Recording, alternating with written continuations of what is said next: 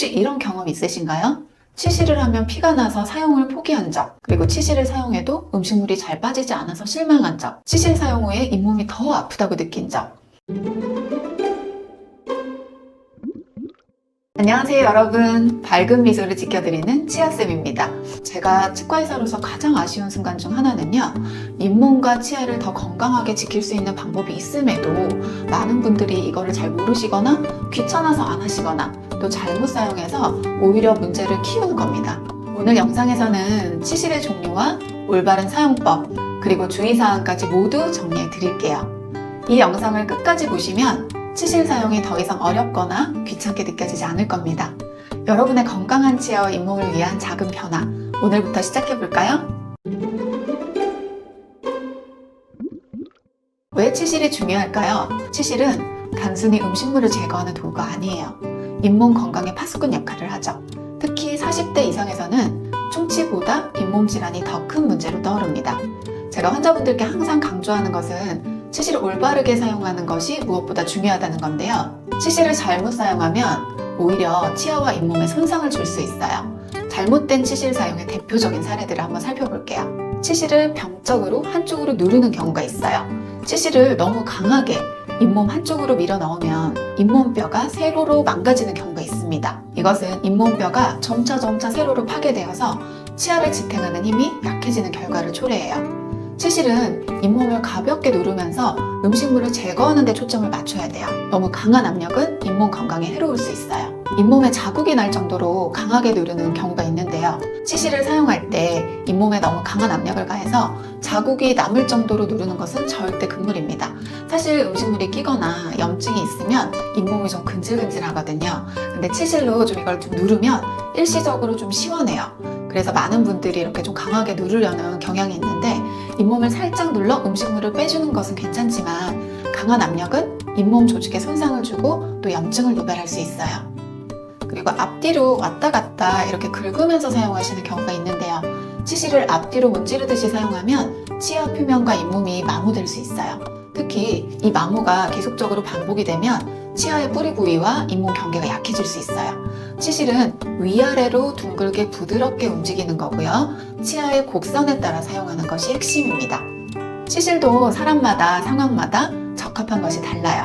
제가 개인적으로 가장 중요하게 생각하는 건요, 자신에게 맞는 도구를 찾는 거예요. 치실의 종류를 간단히 살펴볼게요. 실 표면에 왁스가 있는 왁스 치실이 있는데, 실에 조금 얇은 왁스 코팅이 되어 있어서 굉장히 미끄럽거든요. 그래서 치아 사이로 쉽게 들어가요. 그래서 치실을 처음 사용하시는 분이나 치아 사이가 굉장히 좁은 분들에게 추천을 드립니다. 그리고 무왁스 치실도 있어요.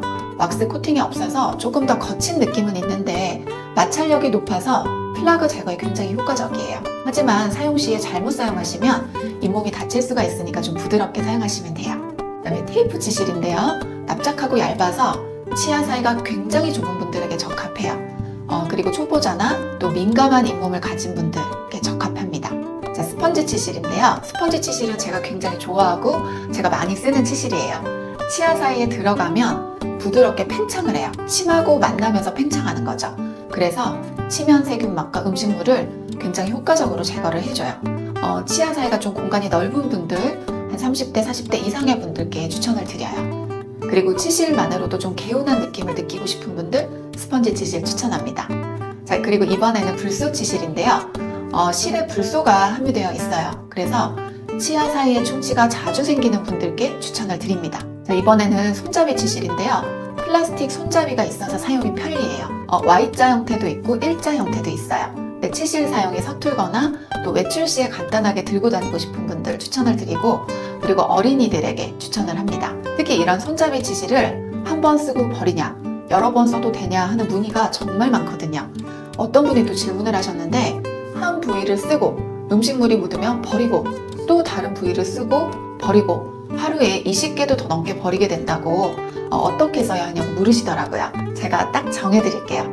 손잡이 치실은 실이 끊어질 때까지 쓴다입니다. 일단 한 부위에 사용 후에 음식물이 묻으면 물로 세척해서 음식물을 떨구고 다른 부위에 쓰세요. 그리고 전체적으로 다 쓰고 나서도 실이 끊어지지 않았다면 다음에 또 쓰세요. 플라스틱이니까 환경 생각도 하면 좋을 것 같아요.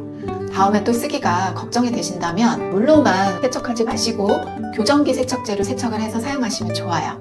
오랄비에서 나오는 슈퍼플러스라는 치실이 있고 또 검사에서 나오는 이지스레드라는 치실이 있는데요. 끝쪽이 단단한 낚싯줄처럼 되어 있고 중간 부분은 부드러운 치실, 그리고 나머지 부분은 일반 치실로 구성된 조금 다기능 치실이에요. 그래서 보철물이 있거나 임플란트 또 교정 장치를 가지신 분들이 사용하실 수 있고요. 조금 특수하게 사용을 할 수가 있습니다. 제가 진료 중에도 자주 사용하는 도구 중에 하나예요. 자, 마지막으로 교정용 치실인데요. 교정 장치 주변에 쉽게 사용이 가능하도록 고안이 되어 있어요. 한쪽은 납작하고 한쪽은 두껍게 되어 있어서 철사가 있어도 쉽게 들어갈 수가 있어요. 그리고 손잡이 치실을 사용하고 싶은데 플라스틱에 대한 환경적인 걱정이 있으신 분들은 요즘에 보니까 친환경 플라스틱 사탕수수 합성수지 손잡이 치실이 있더라고요. 가격은 좀 비싸지만 환경을 걱정한다면 이 치실도 좋을 것 같아요. 치실의 선택은 여러분의 치아와 잇몸 상태에 따라 달라져요.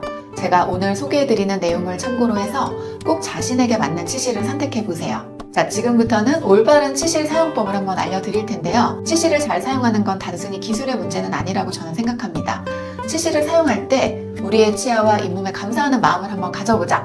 매일 밤 치실로 치면 세균막과 음식물을 제거하면서 오늘 하루를 한번 돌아보고요. 나의 건강을 위한 작은 투자를 하고 있다라고 생각해보세요. 정말 잇몸이 10년은 젊어질 수 있어요. 네, 많은 분들이 치실 사용을 어렵게 생각하시는데요. 제가 좋아하는 스펀지 치실입니다. 치실을 이렇게 어깨 넓이 정도, 30cm, 40cm 정도로 잘라주시고요. 자, 예를 들어서 위에 치아를 한다. 저는 여기 검지에다가 감습니다. 검지에 감으시고 한 10cm 정도 남겨놓으시고 위에 쪽을 할 때는 엄지로 받쳐줍니다. 그래서 이런 식으로 엄지로 모든 치아를 왔다 갔다 하면서 할 수가 있고요. 아래 치아를 할 때는요.